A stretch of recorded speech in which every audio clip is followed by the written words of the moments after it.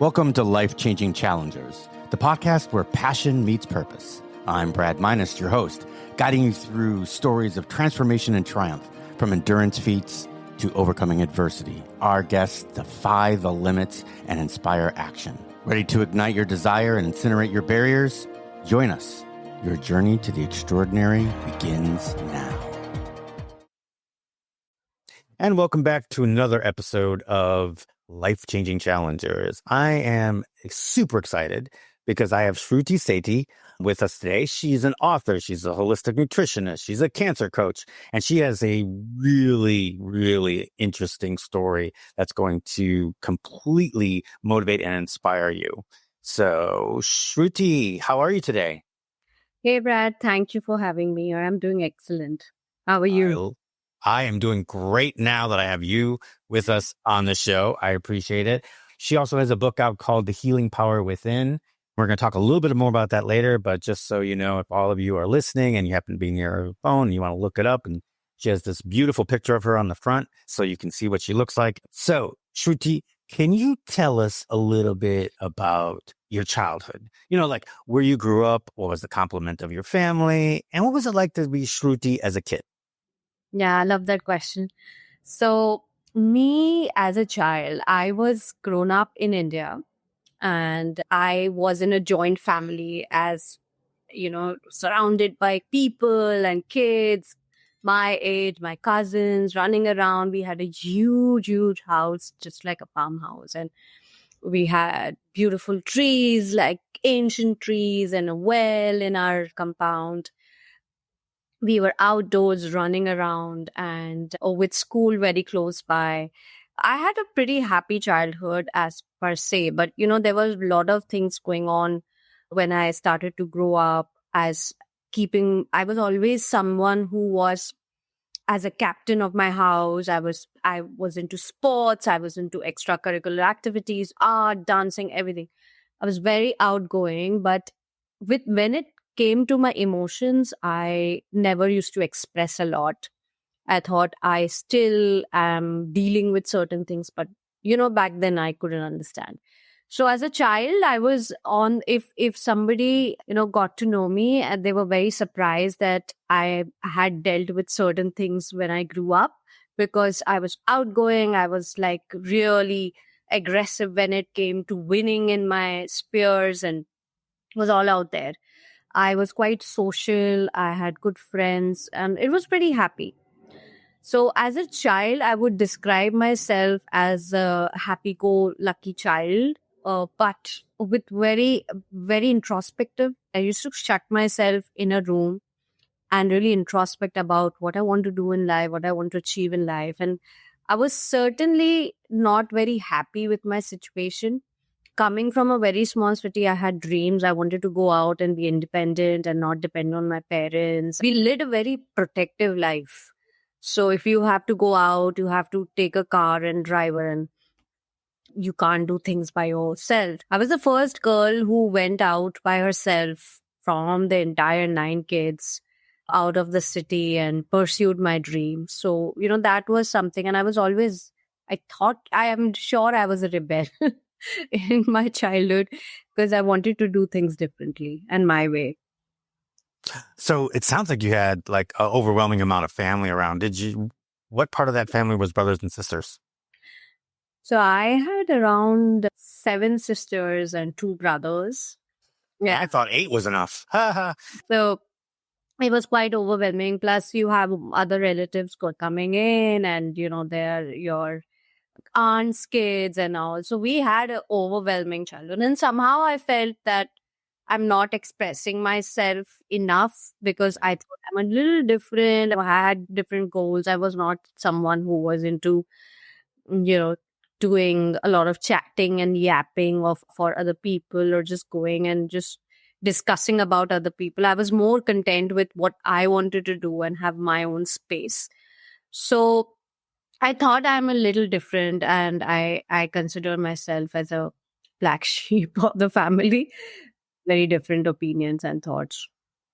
So, question, as your family goes, and I ask this a lot, and people wonder why I do it, but there's a reason for it. So, I'm not positive of the culture in India, but mealtime. Like you had 10 siblings and 2 parents, that's 12 people. Was mealtime, whether it be dinner or maybe a different meal, did you have one meal a day where you all sat at a table Yeah. together? Absolutely. So siblings, my 2 real siblings and 7, 8 cousins, we were all together. We had different sections, but when it came to mealtime, we all used to sit together and have meals together, especially after school and in the evening. So that was a very nice culture. We had TV on. Uh, So we did not speak as much. We had fun before and after, and always before dinner, we always used to gather and play. And our meal timings was around 7 o'clock, 7 to 8 o'clock, and we used to finish together in batches because there was not enough space. But it was together for sure. Like the children used to eat first and then the elders. is it high school in India or is it secondary school? It's a high school, secondary School. school, primary school, and then college.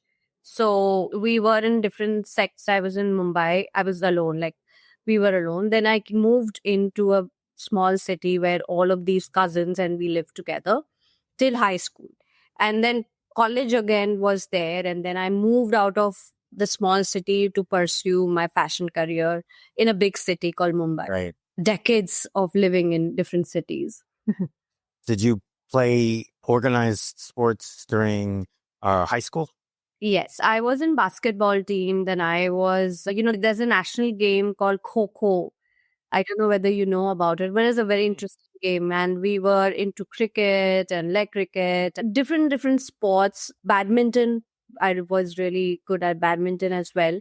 So there are different sports which we used to play and enjoy. I don't remember sitting at home in the evenings. We were going out and pushing ourselves to either cycle or just do anything related to sports. Oh, so very active childhood and very active high school. I like that. So then you went for fashion design in Mumbai. Yes. So is that well known in the culture to like we have Milan, we always think of Milan, we think of New York, Los Angeles as the fashion capitals here. For you, is that in India, is Mumbai considered like a big fashion? India, yes, Delhi and Mumbai are both two cities which I consider fashion capitals. Actually, I was born in a family which we had textile mills, like textile factories. And we used to supply at Macy's and all back then. So I grew up in a very creative background where we used to go to the factories and learn about embroideries and colors and fabrics. So I was more inclined towards it. And then back in Mumbai, when I pursued it, I worked with a lot of fashion designers. And then I had my own brand. I had my own store, my own label. And I enjoyed it. It was such a fulfilling job of designing dresses and gowns and wedding outfits for women. So it was nice. It was fulfilling. Was there an end to that for some reason? Yeah. So, I was in Mumbai. I got married and, the usual dream which you want to pursue, get married, have a business of your own and stuff. But somehow down the line, things got weird and we decided to just call off the marriage. And during that time, I think it was one of the most difficult time because my business was going low. I just couldn't work. I couldn't function and my health was down. I was never into, I was always fit as a person. So I understood that I'm fit going to the gym, working hard, but I never took care of the nutrition part.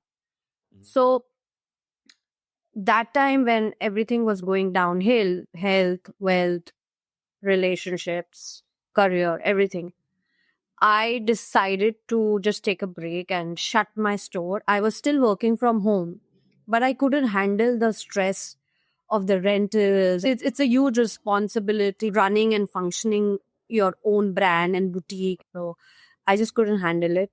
And I decided to work small, like have a small clientele of my own. But I was not happy during that time because of my health reasons. I was not able to concentrate. So that was the reason I started to slow down because I wanted to concentrate on my health. And, I got the diagnosis of cancer while Okay, you can't glance over that, Shruti. You can't just say, "Oh, I got the diagnosis of cancer." Come on. But talk to me a little bit about, all right, so you said you started to feel unhealthy. What were the circumstances leading up to it Yeah. where you felt like, okay, I have to do something about this? So there were so many things going. I was fatigued, like really fatigued. I was pushing myself to go and play that badminton. I purposely joined certain things to just keep myself busy because I was depressed. Relationship going very sour, and going to the courts and fighting with each other. Oh my God, it was a nightmare. I was not sleeping well. I was fatigued all the time. I was just in this, you just want to just keep yourself busy with things where you just don't want to actually get into that main issue. So I was pretending that I'm okay and I'm happy and I'm trying to live my life and just come over it. But I was just having this facade of things that, oh, she's got everything into control. But internally, I lost control. I just couldn't handle. I was overeating. I was eating sweets all the time. I had put on a lot of weight. I was bloating. I was nauseous. I had acidity issue. I had a lot of acne on my face from childhood, actually, from the teens. When I started, I had a lot of acne, but I never could understand what was the reason behind it. But this time it was like too much and I was just bloating and I didn't have any enthusiasm left. I was just trying to go whatever it comes. I used to like, okay, today what am I going to do? I'm going to go in a cafe, eat cakes, and I go to badminton play so that I burn off that. Then I come back, I work, I'll go out with my friends, and I'll just cry and then I'll sleep. That was my routine that time. So it was a tough journey until I realized that I need help. Okay, yeah, no, that's, a lot of people go through that, not realizing that there's actually a physiological reason behind it. And it's good that you realize that. So, as someone that doesn't usually go to doctors or hospitals, how did you finally decide that, okay, I just need to get myself checked out? Yeah, I got a lump on my right side, and I thought it is because of a badminton shot. Because I must have made a wrong move or I must have slipped something. So it was not going. And then I spoke to one of my doctor friends and he told me just go and get an x-ray done.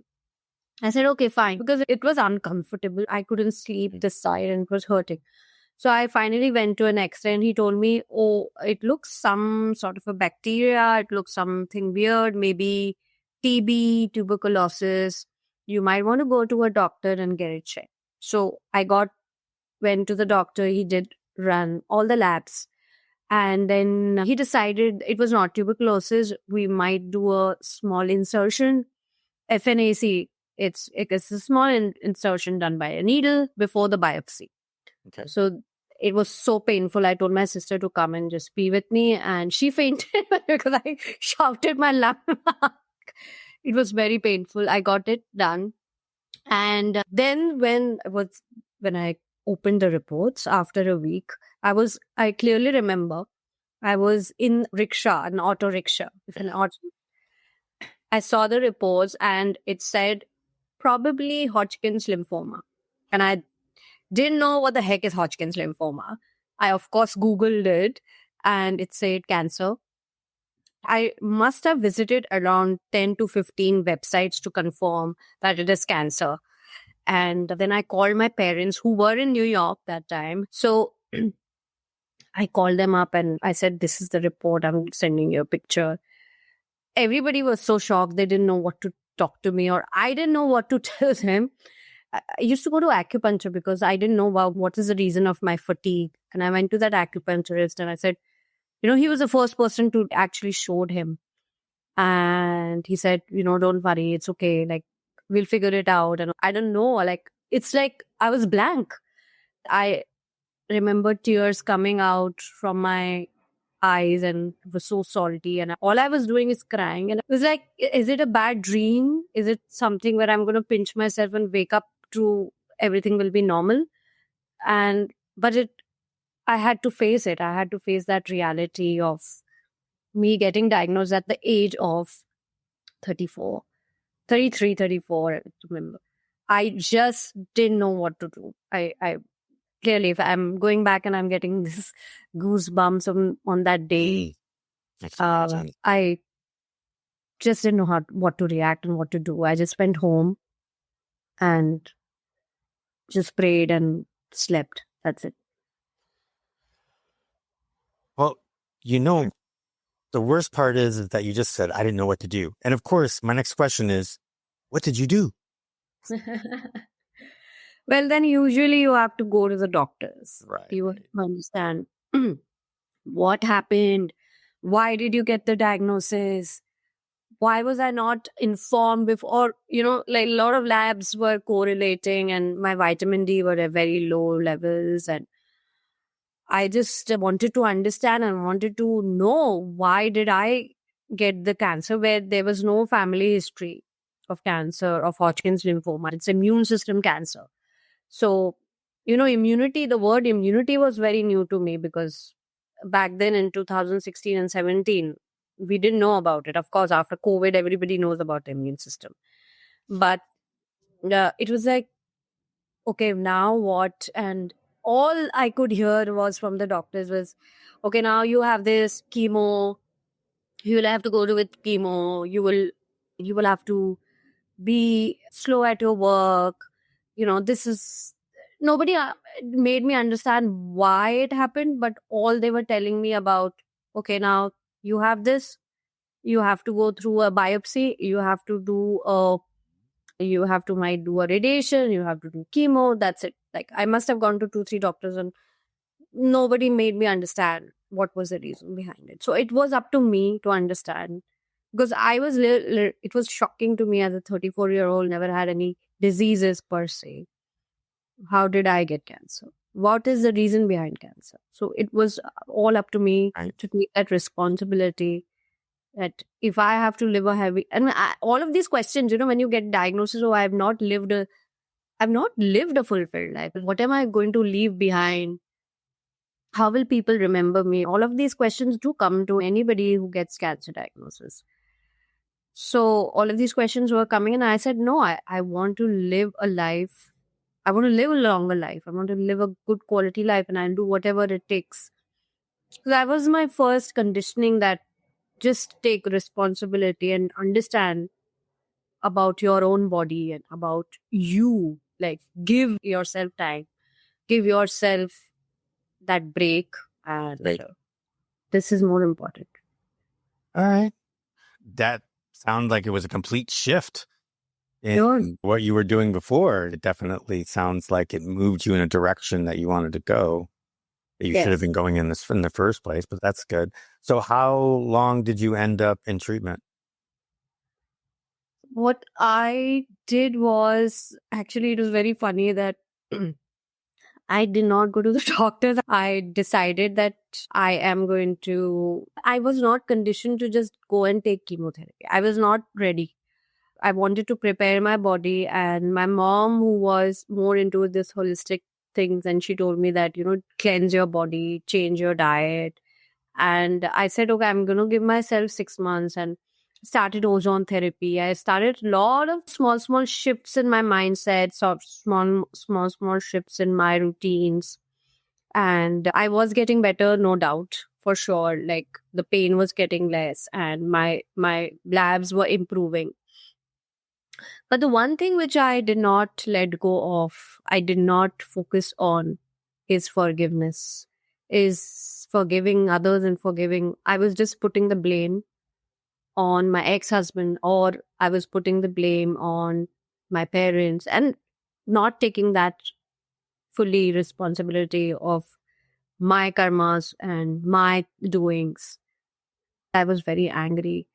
I was holding on to that fear and did not know that it was burning me inside.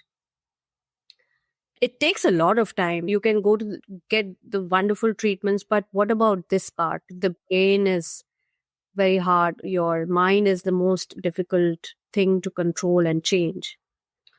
It took some time for me, and my labs were getting better. Then all of a sudden, I started getting more nauseous and more pains. Went to the doctors again, and then the cancer actually was more aggressive. it moved from stage 2 to stage 3. And then I was like, okay, you know what? I'm just going to surrender. We follow one of our gurus, and he told me, just surrender, come and do whatever it takes. Go to the doctors and you do your things, but go to the doctors and get your treatment done. So for me, it was like, okay, I have tried this. Now I need to surrender and work on other aspects. So the chemo started. It was very painful. The first two chemos were extremely painful. I thought I'm not going to make it. I told my parents it was so painful and I was nauseous and moody. But at the same time, when you surrender, when you really let go of things and you're living the moment, you meet more doors open to you. So I met someone a nutritionist, a guidance, actually two, three of them, who really guided me. And there was this homeopath doctor I went to manage my symptoms. And all he did was, before even getting into the treatment plan, he sat me down. Then there was a camera in front of me. And all he asked was some questions. I remember for 2 hours, I was just crying and crying and crying and crying. And I was feeling lighter and lighter and lighter. And then he told me that, you know what, now your healing starts. Because I let go of those emotional traumas and that suppressed emotions inside me. And then I also turned into a whole plant-based eater, where I used no oil, and it was a complete whole plant-based diet, more organic and rich fruits and vegetables in my diet, no dairy products. And in like couple of days, I started feeling so better. The nausea was gone. I was feeling more energetic. I was also, in the same time, I moved to doing more meditation and yoga and focus on mindfulness and meditation practices. And within those 4 to 5, say 1 month time, I can't tell you what shift. It was something that started being more happier, living in the moment. There was a shift in energy. So even the nurses said, oh my God, you're so happy and you're so like, what happened to you? Everybody was like really shocked as to how I changed as my behavior and everything. Even my grandma said, you are a different person now. I feel it's because of that. When you do yoga and mindfulness and you eat what you should be eating, your body feels light and you feel more energetic. It all transforms you. And I could see the difference. And one day when I was sitting in meditation, some very deep intuition I thought I got, and maybe some download or something, that you're healed, your body is completely healed. And I went to the doctor and told that, I want to get my PET scans done. Usually the PET scans are done after 6 weeks, but I got it done in 4 weeks or 4.5 weeks. And actually the cancer stopped. And the doctors were shocked. And I was shocked as to, wow, like, can you believe that? They asked me, what else are you doing? I was a little discreet in telling them, but because when I asked them, they said, no, you can't do this, you can't do this. But then I got more confident. I said, okay, this thing works, so let me just be more into it. And I was happy throughout that journey of, you have to finish the protocol. And when I went to the doctor, of course, again, after the third PET scan, there was no cancer. But my doctors were like, you have to finish the protocol. You also have to do radiation because you were third stage. They were actually forcing me to do it. But somewhere down the line, I got so much of confidence and I was like, I'm not going to rip apart my body anymore. There's so much to do. There's so much to heal from. Let me just give a break. I actually changed the city. I told my parents that I want to move.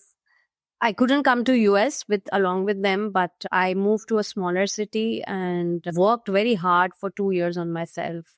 Not only my physical self, but my mental self. And the result is that I'm still living a cancer-free life since 8 years. So I do believe that there is some power within you. And that's why I said the healing power within you. you have to trust yourself, you have to trust your journey, and you have to trust your intuition. And there were difficulties, there were times when I wanted to give up, but you have to keep that goal in front of you and why you want to do what you want to do in mind. And I remembered very clearly having this conversation with God that, oh God, if I get well and if all of these things work, I'm really going to share my journey. I'm going to be very proactive and helping people. And slowly the windows opportunities started coming in when I started telling people about my journey. And they called me for speaking, and they called me for, they were inspired. And I was like, okay, if somebody gets inspired to do things, why not? And slowly and gradually, this is how I came into health and wellness realm. Excellent. I love that. That's fantastic. So did you end up with did you have to go to school in order to be a holistic nutritionist? And because you also consider yourself a energy psychologist. Yeah. And of course you got your yoga certifications as well. What did you end up doing what were the schools that you went to, just to kind of give people an idea of your credits and all that good stuff? I went to Cornell and got my plant-based certification. Wait, you went to Cornell? Cornell University, yes. Beautiful. Went to Ivy League school to get your plant-based certificate? Yes. And then I did the IIN health coaching course as well during COVID, so that I become a certified coach. Then, of course, my yoga, Ayurveda, nutrition, all those courses were done by a very good institute in India. Energy psychologist, I felt that when I worked with cancer patients, I needed to assess their energy and needed to assess what's going on in their mind, because 90% I feel the healing starts from your mind. And any patient that I see with regards to weight loss or with regards to hormones or with regards to heart diseases, everybody has gone through stress levels in their life. And when you go to the doctors, they don't correlate everything. And I wanted to bring all of these holistic realms. So I started working on energies and chakras. And energy psychology is nothing but assessing what you really need to do to change the energy of your mind and body and spirit, everything together, to get to where you want. So it could be a shift in your mindset, it could be a shift in your diet, it could be a shift in what you're consuming as content, or maybe you are in a toxic relationship you don't want. So I try and put all the pieces together and tell the people that, maybe you need to do in this is why there are some blockages which you are facing and you're not able to do that. And I found it very interesting because I did the same thing in my life, and I was severely blocked with so many things going on. And so I feel that, our health and wellness is not only about living, as I had this notion in mind, you should look good, that's it, and that's health. But what is going inside your body, mind, and spirit? How are you inclined spiritually? How are you with people? How happy you are? What is your happiness quotient? That all combining makes a proper diagnosis of your health. So I wanted to do everything and so I went all out. I'm still learning. I still love to indulge myself once a year into a course. I also did functional nutrition course. So I keep learning. I think learning is never ending. Yes, absolutely. I, never stop, always finding something new. I get spurred.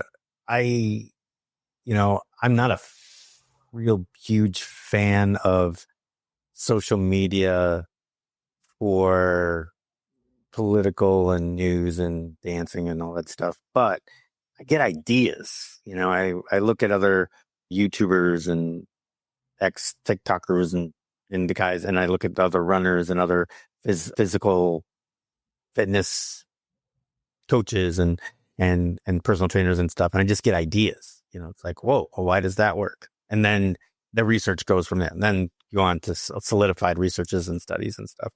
And so I'm constantly learning that way, and it's made a huge difference in my practice. So I will say that I am excited at what you said about emotional well-being actually impacting your life. You said the happier you were, the more that you were able to let go, obviously the cancer got better. What a huge case study that is. But it was funny that you said that and how things were getting better. And then I realized that of my own athletic achievements and my clients' athletic achievements, I realized that when my athletes and myself, when we were in better spirits, when our lives were better, that we were happy, we achieved more. Oh, wow. Yeah, because I think about it, where I was in my life at the times that I felt better, I was in better shape, the whole bit. I was also in a good place in my life. Right. And I was happy. And the times when I found that I didn't do as well, had a misstep here and there, life was okay, but there was something else going on. And it's interesting that you kind of brought that to my attention as we were talking about that and thinking about it. Yeah, when you're in a good place, everything could get better. But it's getting to that place.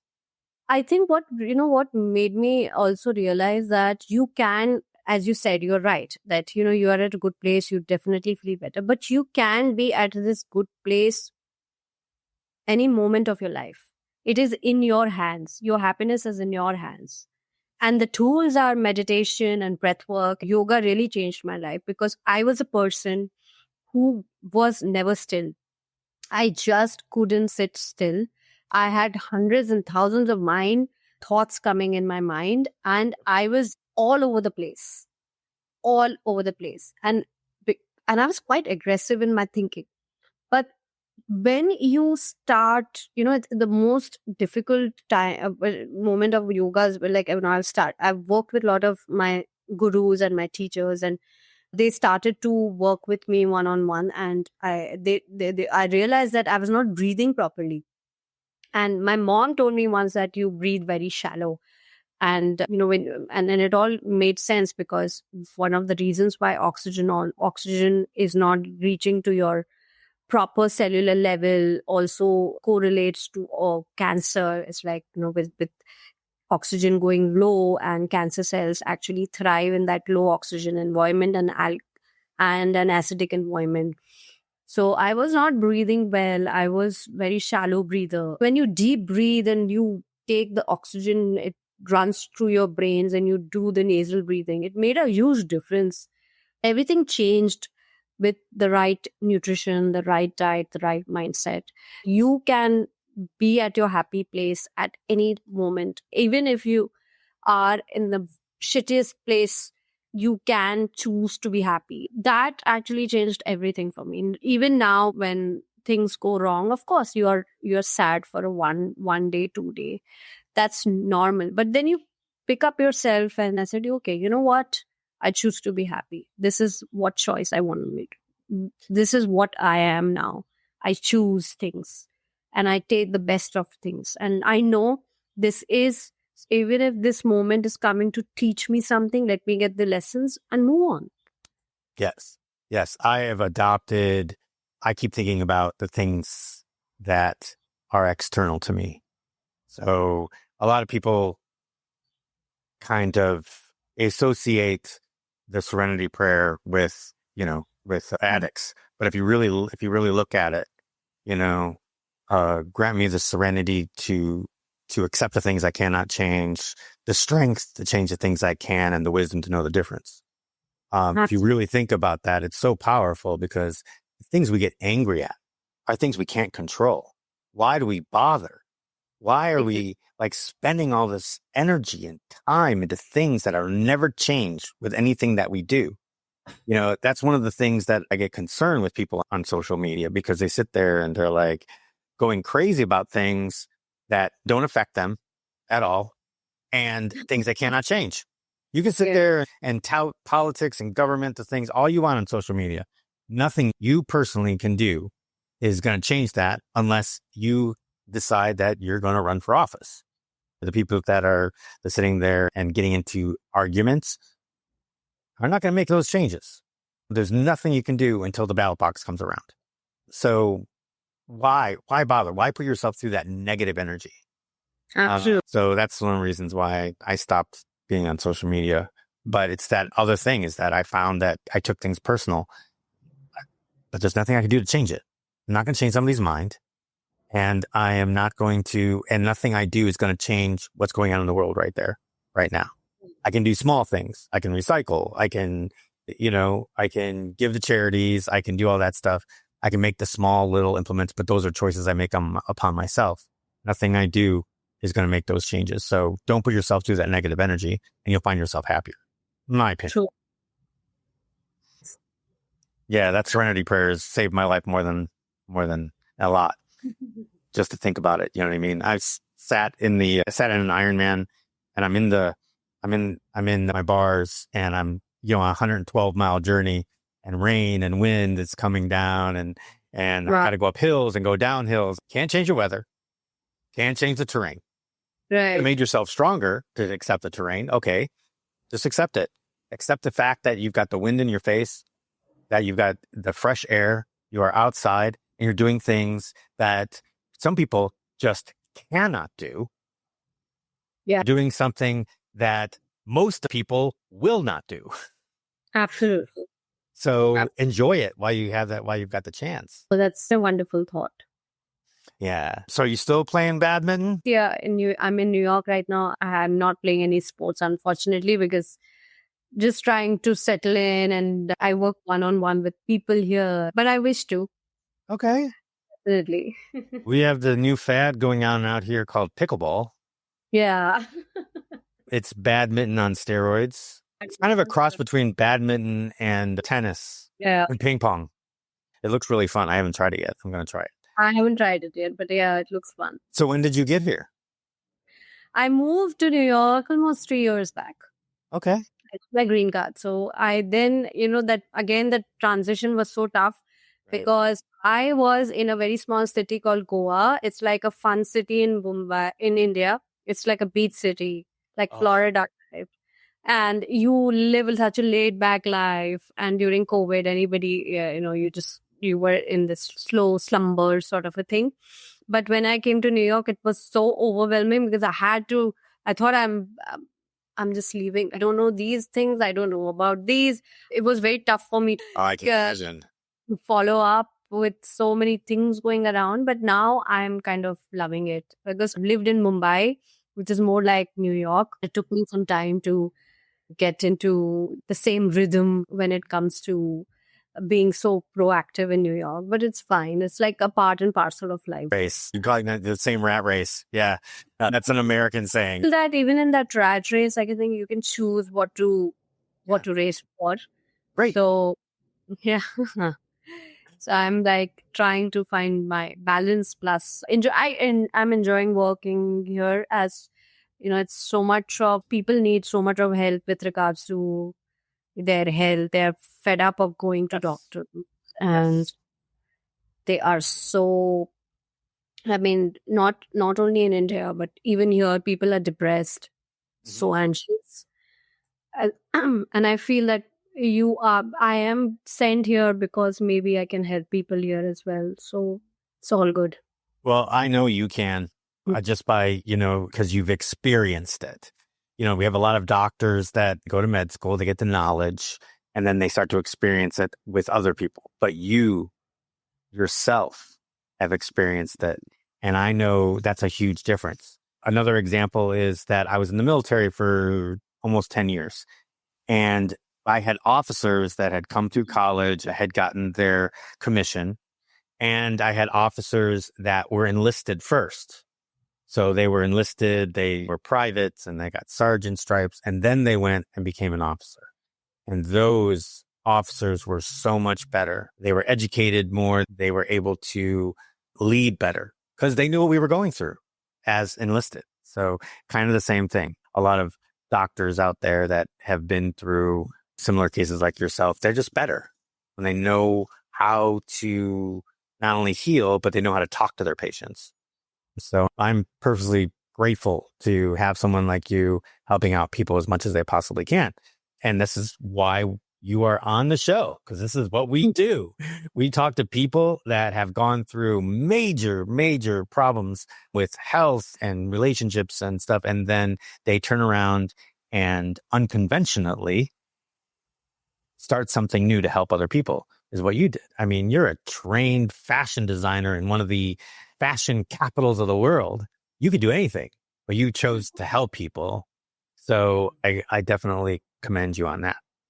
So you have a website, I understand, that is currently being redone, but her old website, or the website that's up right now, is beautiful as well. So I can't wait to see the new one. But she calls it Awana Health, AWAANA health.com, which will be in the show notes. And her book, The Healing Power Within, Transforming Cancer to Wellness. And that, I'm assuming, is that on, they get that, can anybody get that on Amazon? Yes. Great. We'll have a direct link to Amazon right in the show notes for you. And of course, that. And are you using any socials? I am on Instagram. So my Instagram is Shruti_Sethi_. I'm on Facebook. I'm on YouTube, but I'm not very active there. But, all of the other socials, yes, I am quite active. Excellent. I like to hear that. And we will make sure that all of those are also in the show notes, which is great. So grab the book, go to I Want Health if you're looking at either cancer recovery or you're looking at mindfulness and a new approach to health and wellness. Get on the site. She's got a free guide to a medication-free life that you can sign up for.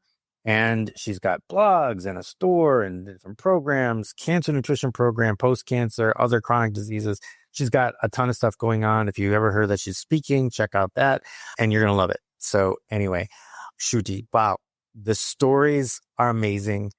Thank you so much for sharing them and sharing how you got through it. I can't thank you enough for being on the show and guiding us to a way to help ourselves, and then having ability to talk to you and then have you help us. So I appreciate it. Thank you, Brad, so much. And it was a pleasure. I really liked the show and it was so amazing. This gave me so much space to talk and share my story. So grateful to you. Thank you.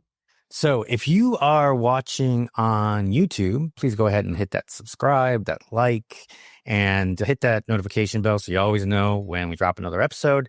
If you're listening on Apple or Spotify, go ahead and leave us a review. And you know what I always say, I don't even care if it's a bad review, because any feedback whatsoever is always going to help me to evolve the show and help more people. So I would appreciate that. So for Shruti and myself, thank you so much for listening, and we will see you in the next one. Awesome. Well, that wraps up another episode of Life-Changing Challengers. I'm your host, Brad Minus, saying thank you for joining us on this journey of transformation. If today's stories inspired you, please take a moment to review, share, and follow us on your favorite podcast platform. Your support helps us reach more listeners and create an even bigger impact. Remember, every challenge is a chance to grow.